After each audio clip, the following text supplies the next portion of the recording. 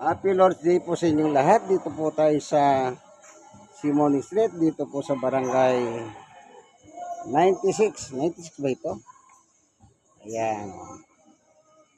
Dito tayo sa labas para mag-share po tayo.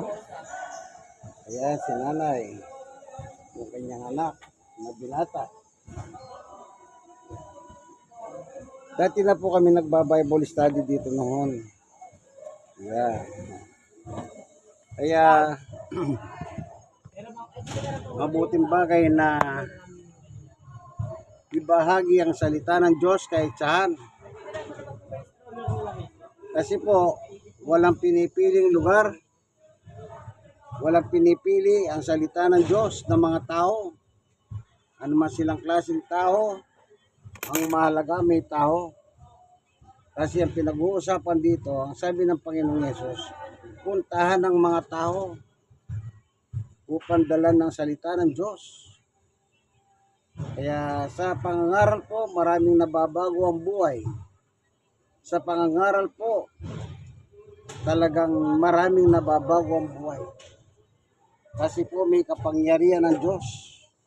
Sabi nga, pag sumampalataya ang isang tao, yun po ang mahalaga, yung pananampalataya niya. Kaibigan. Ayan, nakikita niya. Palipat-lipat tayo ng galaw. Para alam niyo lang na alive is alive. Pero bago tayo magsimula, siyempre, tayo sisimulan natin sa isang panalangin. Panginoong Diyos, sa aming Ama, minsan pa, samahan mo po kami sa aming pagbubulay ng iyong salita upang maunawaan namin ang iyong gusto. Sapagkat kami po bilang tao, mahina, may hangganan ng aming kakayahan. Pero ang iyong kapangyarihan, O Diyos, ay walang hanggan. Hallelujah. Maraming salamat po, aming Diyos, sa ngalan ni Jesus. Amen. Meron tayong dalang Biblia. Ang salita ng Diyos, Biblia. Itong nasa picture na nakikita niyo po, tingnan niyo, nangangaral din po yan. Nakamotor siya single, meron trompa yung motor niya. Ito yung trompa o yan. Isa, dalawa. Nangangaral siya, nakamotor. May dalawang trompa yung kanyang motor. Di ba napakaganda? Kalsada rin yan. Kagaya ko, kalsada rin. Wala lang dalang trompa. Malakas naman ang volume ko. Anong sinasabi ng banal na kasulatan? Ang sabi po ng kasulatan ay ito. Sa Exodo chapter 20 verse 13. Ang sabi ng Panginoong Diyos sa mga tao, huwag kayong papatay. Utos po ng Panginoong Diyos sa mga tao, huwag tayong pumatay. Huwag tayong pumatay. Pero sa ngayon po, ang nangyayari, bata pa lang, pumapatay na. Naalala niyo po ba yung mga estudyante na nakaralin ko? Pumasok, may dalang baril. At yung baril na dala niya, ay baril ng tiyahin niya na isang alagad ng batas. Kaya sabi ng tiyahin niya, nung umatin sa Senado, hindi ko alam paano niya nakuha yung baril ko. Wala na. May namatay na kapwa estudyante at ang hinihingi ng magulang ng estudyante, katarungan. Katarungan ang hinihiling niya. Sinasabi niya, dapat makulong yan. Pero sa ating batas, hindi siya pwedeng ikulong, kaibigan. Kaya napakasakit po. Na nang mawalan ka ng mahal sa buhay, wala ka parang makakamit pang hustisya. Kasi nga po sa ating batas, pag 15 taon pababa, hindi po sila pwedeng ikulong, kaibigan. Hindi sila pwedeng ikulong kasi juvenile pa sila. Pero yung edad na 15, alam na niya yung pumatay, masama yan.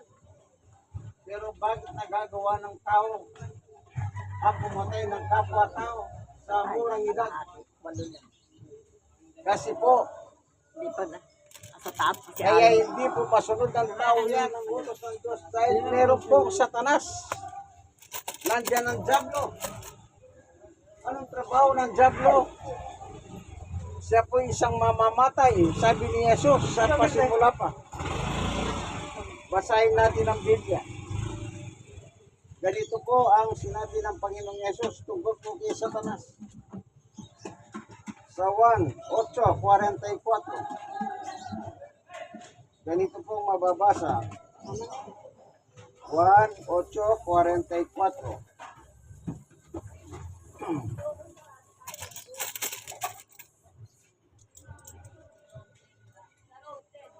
Ito. Ngunit tinangkanin niyo akong patayin.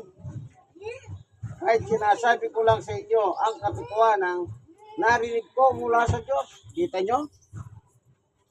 Maging si Jesus man pinagtangkahang patayin ng kanyang mga kababayan sa panahon niya na nangangaral. Nangangaral na lang dito sa lupa si Jesus.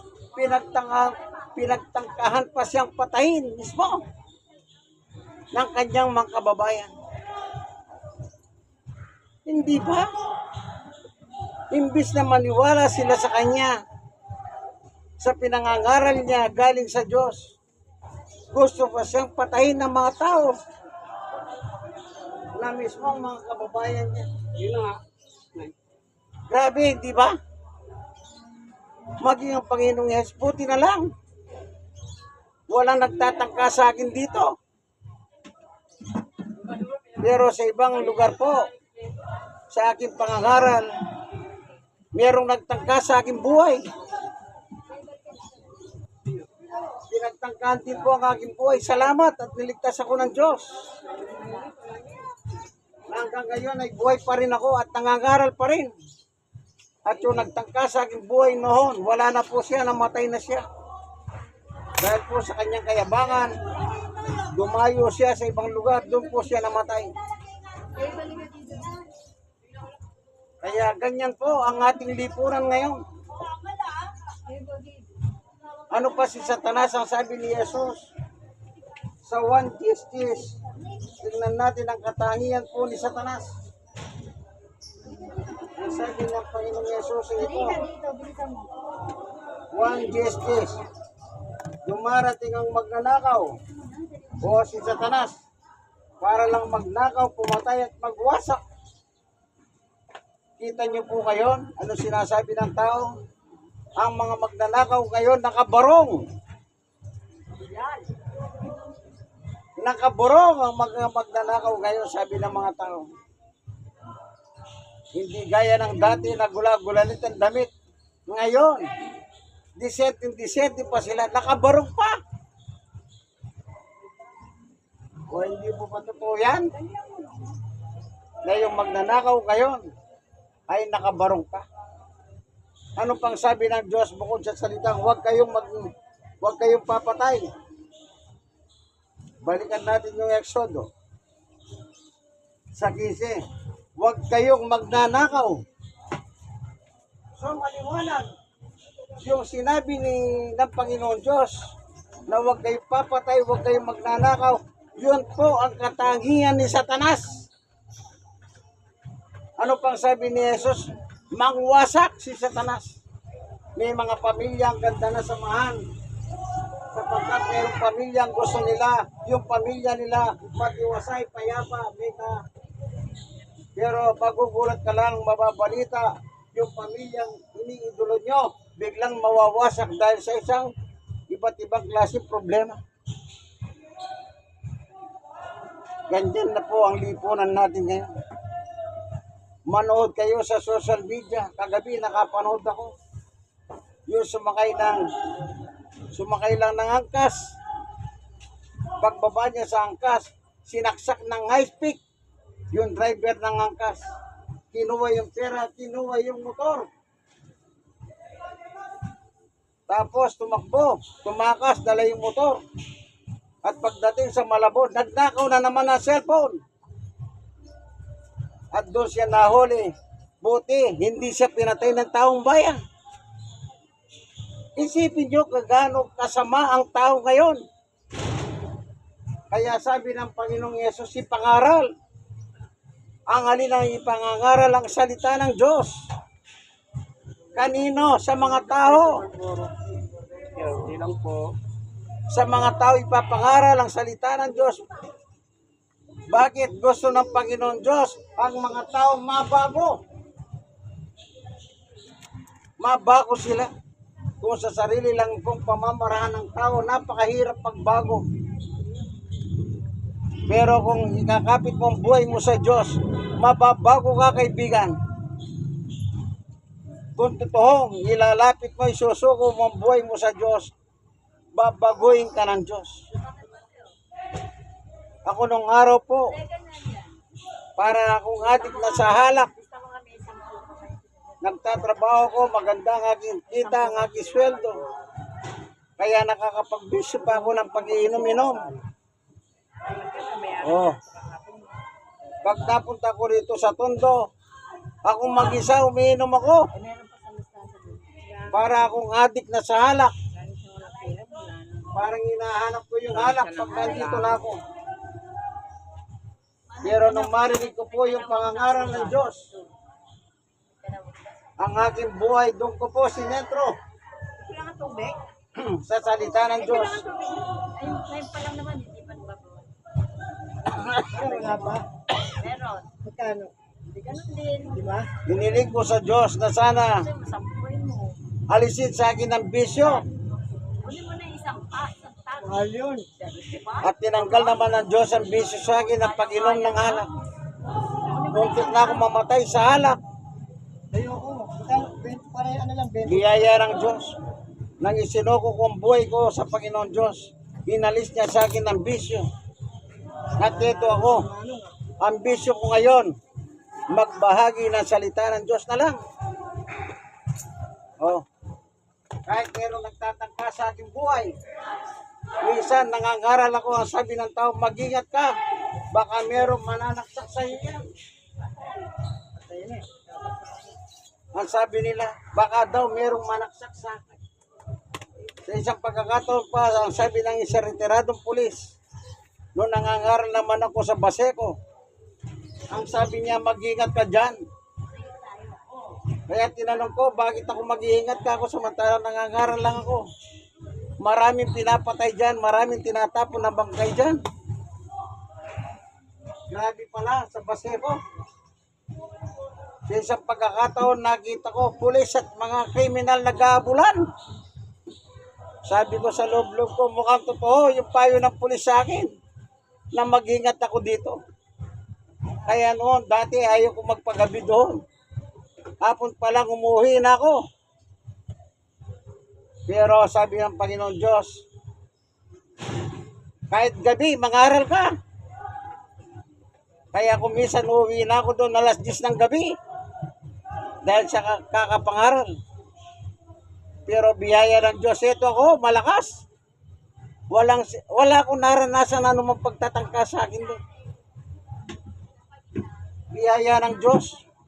At sabi ko sa pulis, ano naman ang gagawin ko nagdadala lang ako ng salita ng Diyos doon. Masama ba yun ako?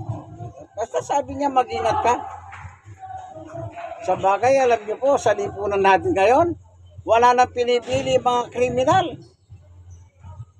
Di ba nung araw, kapag ang magnanakaw sa ating gabi, yung mahimbing natulog yung mga tao, walang makakakita sa kanya. Ngayon, kahit na nakasikat ang araw, magnanakaw at magnanakaw ang tao.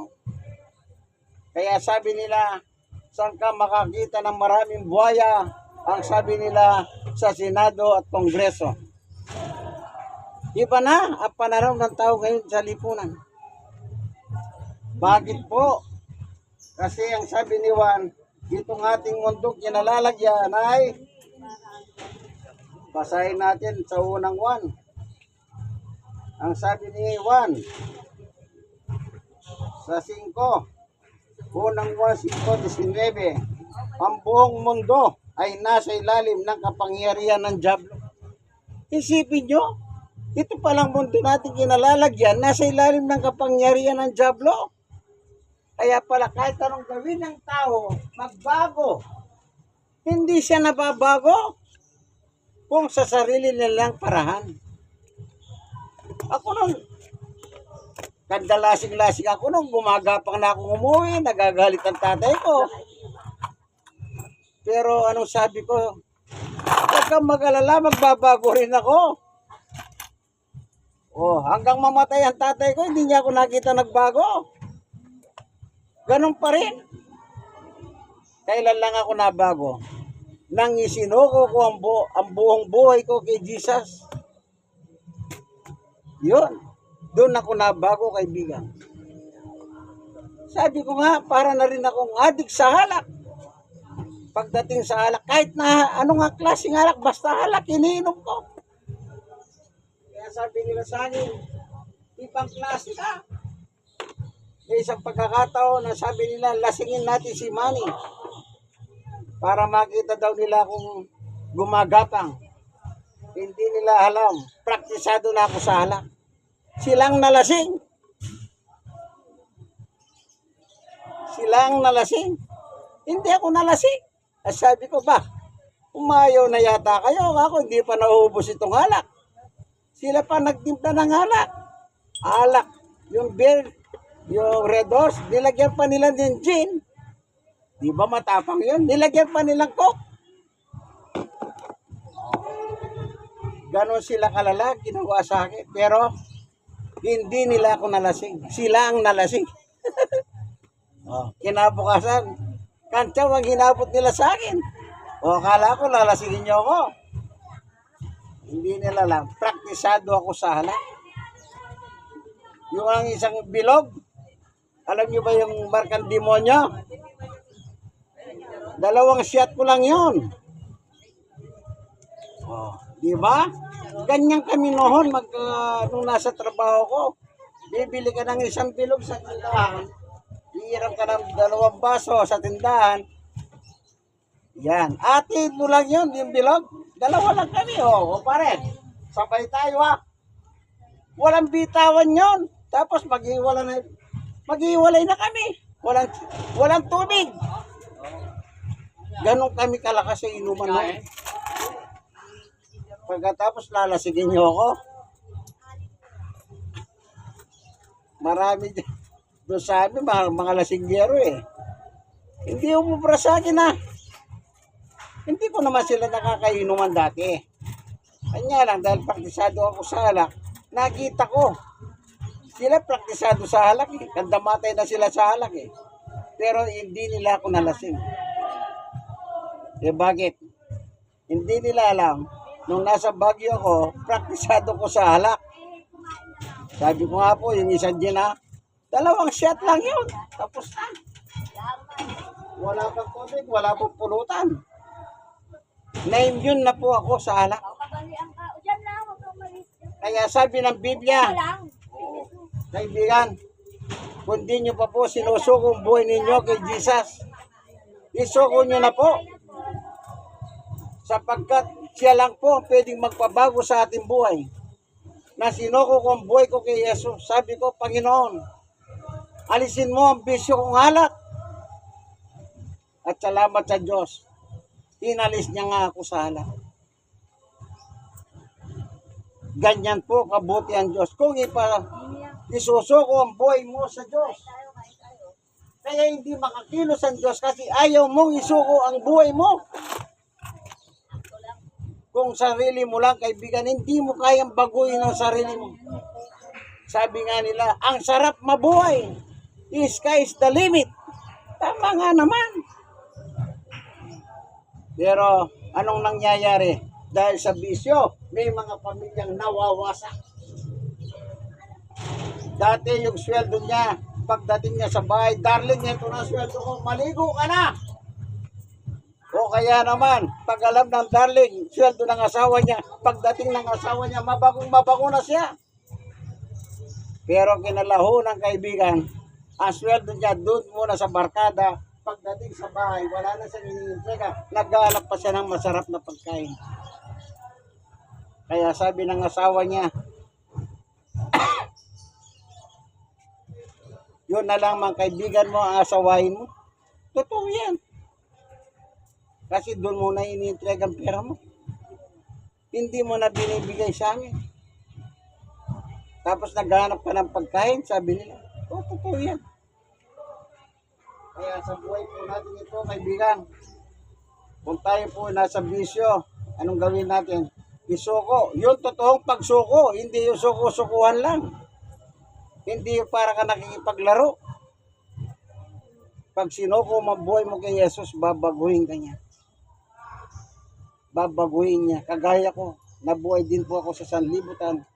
Pero nang isuko kong buhay ko, Panginoon, nalisin mo ko ako sa bisyo, sabi ko, at ginawa naman ng Diyos yan. Amen. Salamat, Panginoon Diyos, sa iyong patutuho sa amin. Na kaming mga tao, wala po kaming magagawa kung sa sarili lang namin kami aasa. Unless na isuko namin ang buhay namin sa iyo. Tunay na mababago talaga kami, O Diyos. Salamat po sa ngalan ni Jesus. Amen.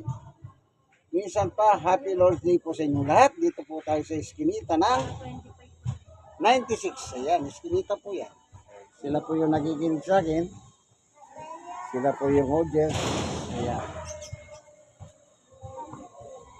Sila po yung kasama natin ngayong umaga sa pangangaral ng salita ng Diyos sa darong ito ng 96, Barangay 96, Sony, Tondo, Manila. God bless us all po. Bye.